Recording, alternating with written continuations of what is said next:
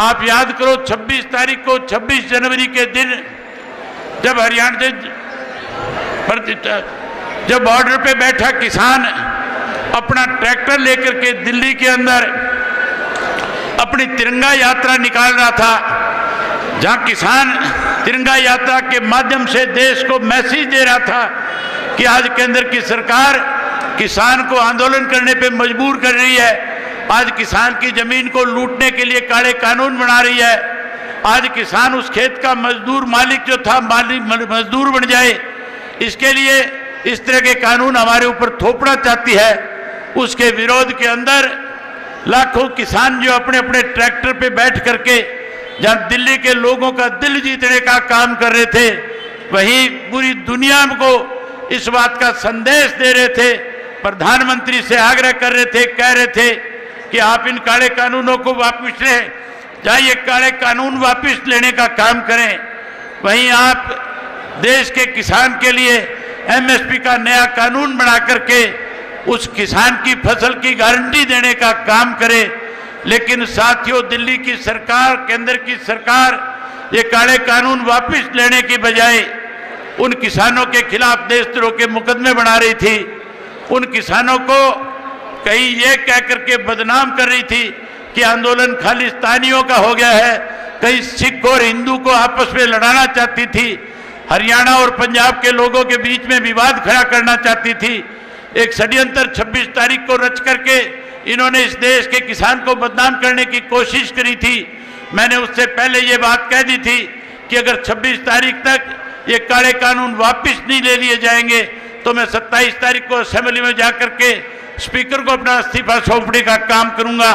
मैंने साथियों इस्तीफा इसलिए भी दिया था कि लगातार बहुत सारे ऐसे राजनेता इस देश के थे जो किसान आंदोलन में जाकर के कहते थे कि हम चाहे आज सत्ता के साथ है, लेकिन किसान के साथ अगर सरकार किसी किस्म से कोई दबाने की कुचलने की कोशिश करेगी तो हम सत्ता को छोड़ करके किसान के साथ आकर के खड़े हो जाएंगे।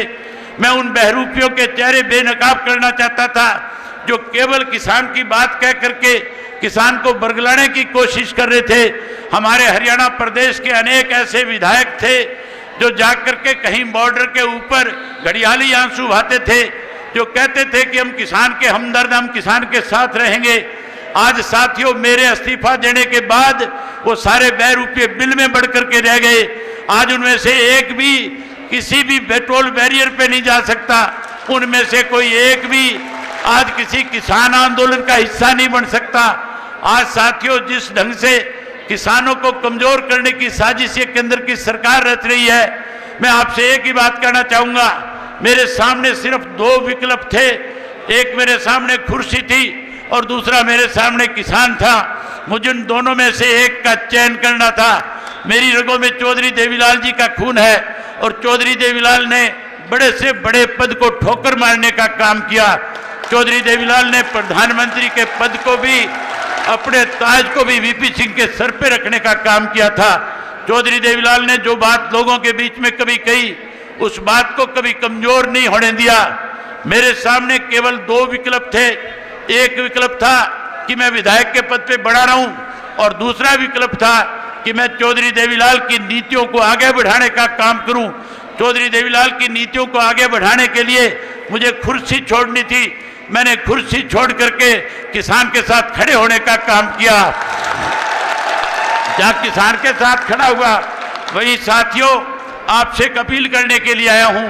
आप बहुत लंबे समय से बैठे हो, बहुत देर से आप आए हुए हो, आपका मन, ये जो कलाकार साथी बैठे हैं, ये कलाकार पहले थे, आज ये किसान के पुत्र है, आज ये किसान के बेटे हैं, आज ये किसानों की आवाज है, आज ये किसानों के लिए लड़ने का काम कर रहे हैं। आज ये मनोरंजन करवाने के लिए नहीं आए, आज आपको ये आह्वान करने के लिए आए हैं कि अगर आप किसान के घर में पैदा हुए हो तो फिर आपको सारे राजनीति से ऊपर उठ करके, सारी आपसी छोटे मोटे विवाद भूल करके इस किसान आंदोलन का हिस्सा बन करके उस किसान को नए सिरे से आजाद कराने का काम करो, जिस किसान को आज देश की सरकार कमजोर करने की कोशिश कर रही है। मैं उम्मीद करूंगा कि हमारे इलाके का एक एक किसान जो है, चाहे अब फसल की कटाई का समय आने वाला है, उसको चिंता करने की जरूरत नहीं है। साथियों, इस आंदोलन को मजबूत करने के लिए आप लोगों को अपनी खड़ी फसल खेत के अंदर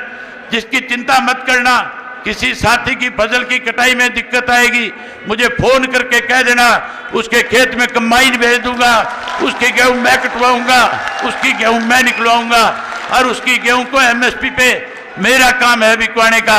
सरकार नहीं अगर उसको खरीदेगी तो सरकार के गर्दन पे पैर रख करके आपकी फसल को सरकार से एमएसपी के रेट पे बिकवाने का काम करूंगा।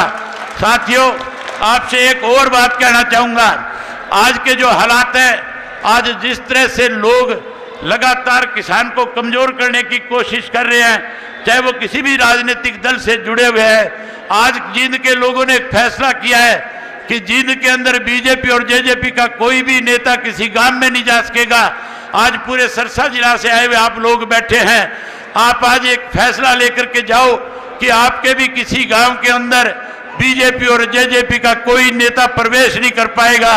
अगर कोई आएगा तो वहां लोग उसका विरोध करने का काम करेंगे, लोग उससे इस्तीफे की मांग करेंगे। मैं उम्मीद करूंगा कि आप लोग इसका डट करके विरोध करोगे।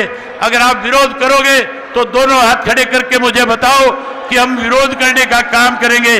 जहां साथियों विरोध करोगे वहीं इलाहाबाद का बाई इलेक्शन आएगा। इलाहाबाद के लोगों से विशेष रूप से कहना चाहूंगा, क्योंकि इलाहाबाद के लोगों का कर्ज मेरे ऊपर है। आप लोगों ने मेरे ऊपर विश्वास व्यक्त किया था, आपने मुझे विधानसभा का सदस्य चुना था, उन हालात में आपने मुझे वोट दिया था जब देश का प्रधानमंत्री मुझे यहाँ हराने के लिए आया था। आप लोगों ने देश के प्रधानमंत्री की बात सुनने की बजाय आप लोगों ने अपना एक एक वोट डाल करके मुझे विधानसभा भेजा था।